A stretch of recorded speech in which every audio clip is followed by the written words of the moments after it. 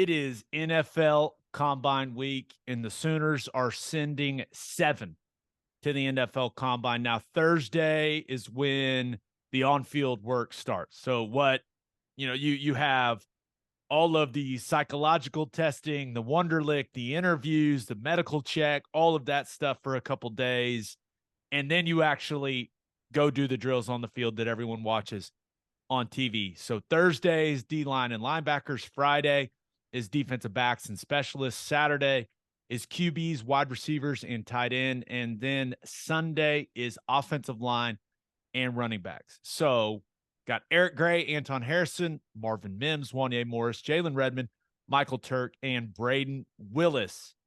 Ted, when you look at the list, what do you think is most important for some of these guys to show at the combine? Because the tape is the most important. The interviews are extremely important. The background check, all that stuff. But the testing is important, right? It may not be as important as some people think it is, but it's still a piece of the puzzle when it comes to the NFL draft.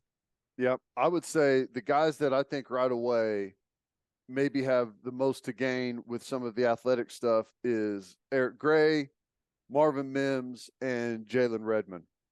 I think Eric Gray needs to show that he's got some breakaway speed.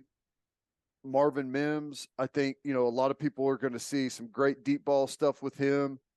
I think he needs to if he could go out there and blaze a 40 and back that up, I think NFL teams would take notice with that. And, Redmond is a guy that the film is going to be really inconsistent, right? I mean, there's been some injury issues there. He's missed a ton of games. So there's going to be not red flags, but there's going to be some things in there, but he's got some of the size and athleticism that if he were to go out and kind of break out of the defensive line group of where you kind of see all of the athletic numbers be, that he could end up maybe doing himself a lot of favors. I think Brayden Willis is going to I think he'll be right there at the top of all of the group and the tight ends in all of those categories. So, I mean, I think that he's going to be right where he needs to. Yeah.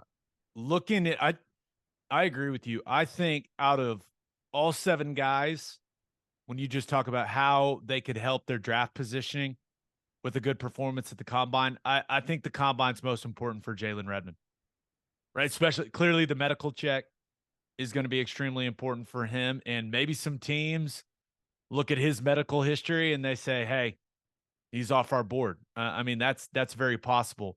But he didn't really stand out at the Senior Bowl. He was a flash player throughout his career. So what can he do to really get teams' attention and to make teams go back and look at the tape and say, okay, I can see the flash here, the flash there. We can get the consistency out of him. So he's got to run well. He's got to bench well. Like he needs to look like he's in shape and he's taking his preparation extremely seriously. And then, and this is something that we've talked to former OU coaches about, like the interviews are going to be important for him. Like how much does he love football? So I do think it's going to be a really important couple days for him. And then I'm interested to see how Anton Harrison tests. I'm interested. I don't know. I don't know. I don't know. I know Wanya Morris, the plan for him, because I've talked to his agent, is that he's going to do everything but bench. So Wanya's there. He's going to compete. And I love that. If Anton Harrison wants to be a first-round tackle, I mean, go to the combine and compete. That's how I always viewed it. And I'm interested in how just generally athletic he is. I want to see how he looks running the 40. I do think out of all the things, the interviews are going to be huge for Anton Harrison, right? He's one of those guys that over the years we've talked and we've been like, is he even enjoying being out there? You know what I mean? But the switch kind of flipped about midway through the 2022 season. And we started talking about it like, hey, he's starting to look like a real dude. at offensive tackle.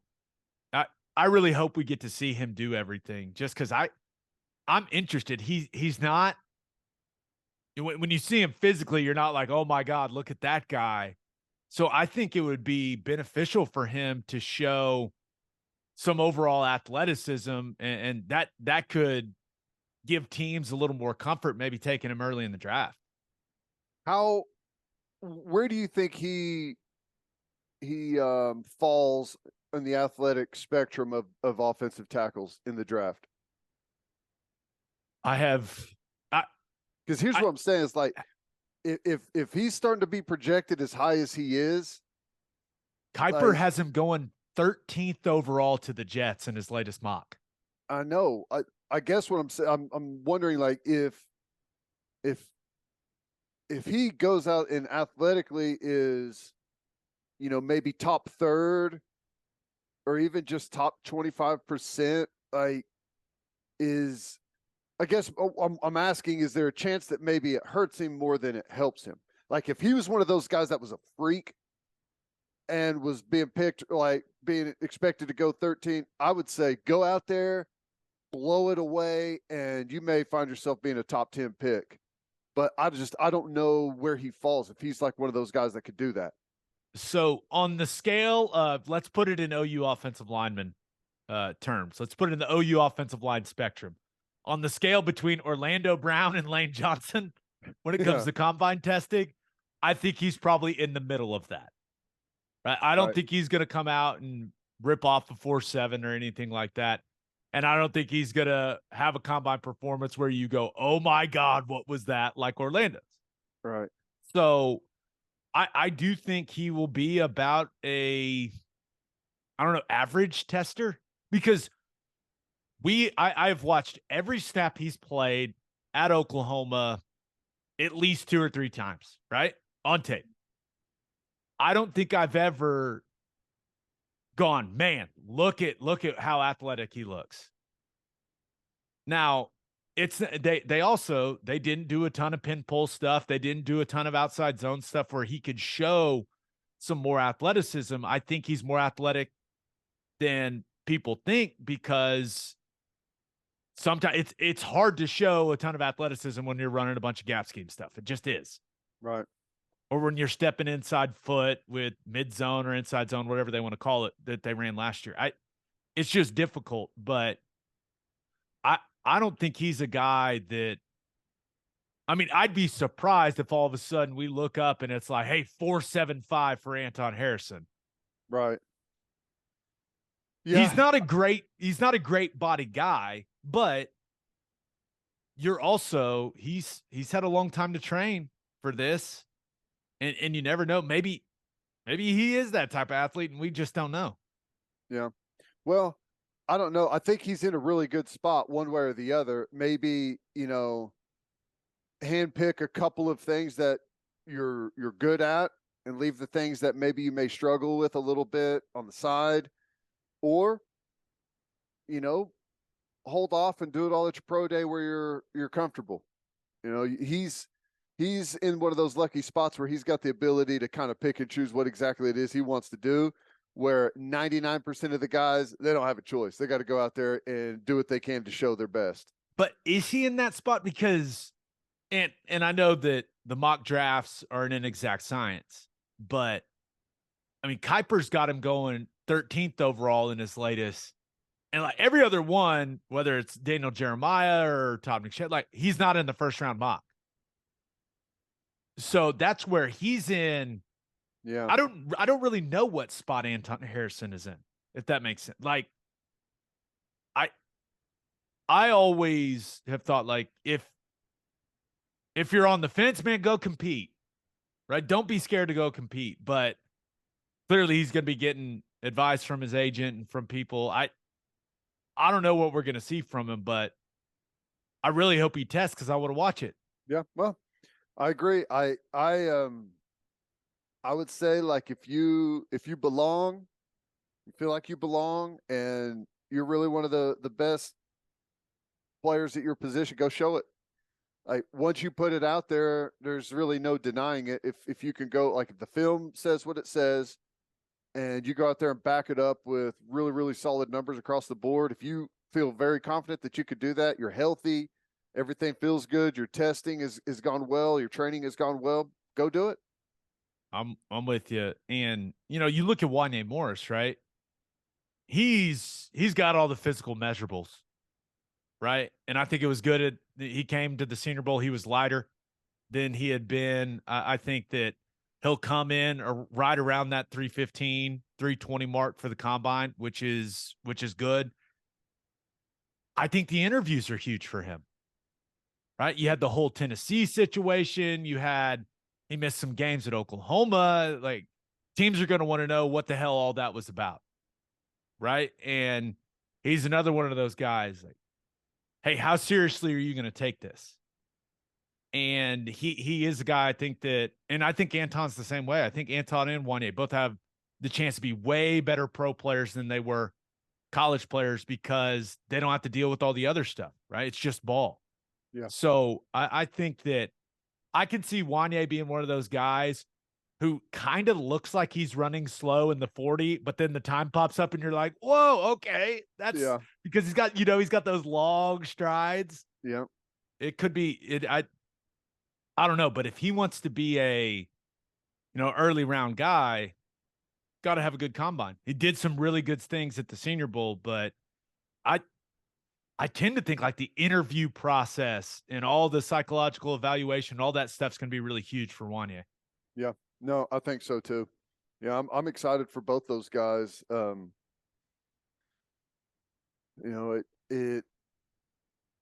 think we talked about this, like some of Wanya's stuff and how it performed at the Senior Bowl leaves you frustrated with some of the inconsistencies we saw throughout his career. But I think, he may be one of those guys that's built a little bit more for the NFL and the way things, the day-to-day of the NFL. So I'm happy for them. I hope they both go out there perform well. I hope they all perform well. And I think we got a chance for maybe a couple of breakout players within their position groups.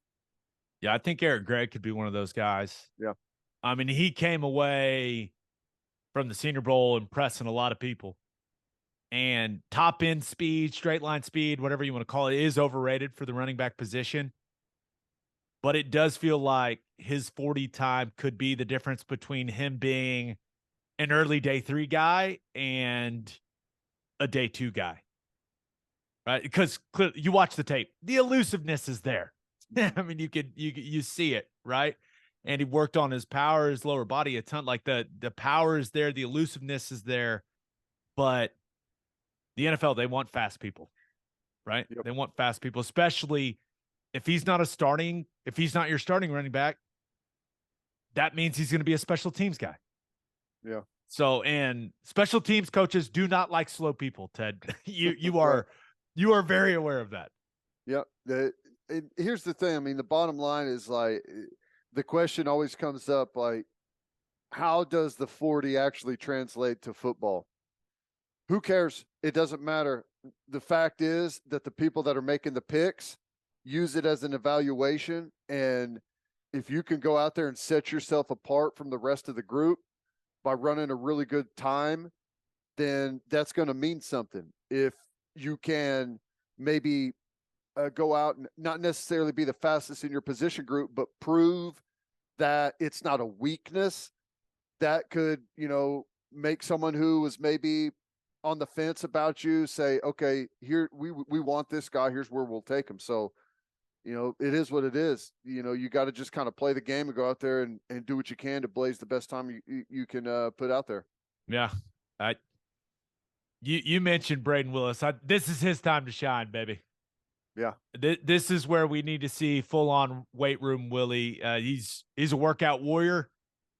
We know he's going to interview well, right? He did such a good job, dealing with us throughout his career at OU, became pretty much the vocal leader of the team in his last season in 2022. But he's got to go out there and make some waves, man. And he's strong as hell. He's fast. So hopefully he performs the way that he should. And then Marvin Mims, going to be undersized, right? So if you're an undersized wide receiver, You got to be fast as hell.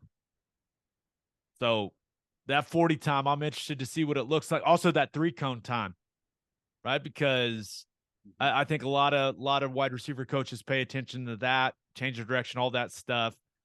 But yeah, I think teams will be interested in his weight as well. But what does he weigh? And at that weight, what's that 40 time looking like? That's kind of the story of the combine for Marvin. You got any idea what range he's in for 40? He's got to be a 4.4 guy, right? Well, yeah. Low 4.4 is super, super fast. At the if you run low 4.4 at the combine, you're doing something. You're blazing. If you can click off of a 4.3, like a high, just get into that range, then you've accomplished something special.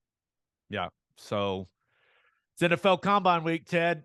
Are you prepared to fire up NFL Network and just sit and watch for hours upon hours? I'm more of I'll catch the clips that everyone thinks are interesting type of guy. Okay. I'll have it on all day type of guy. I'm like I'll crowdsource the interesting moments that I need to see. That's kind of how I go about it. That's a good way of doing it. I do like the discussions that take place on the broadcast. I always find those highly entertaining. Oh, so yeah. It's best of luck to all those guys, man. Yeah. Yep. It's extremely stressful. Brutal. And still crazy that the NFLPA is, I don't know how far they're pursuing it, but has mentioned the fact that maybe they should do away with it. I could almost guarantee that's never going to happen. I know. There's no way. Strange. All right.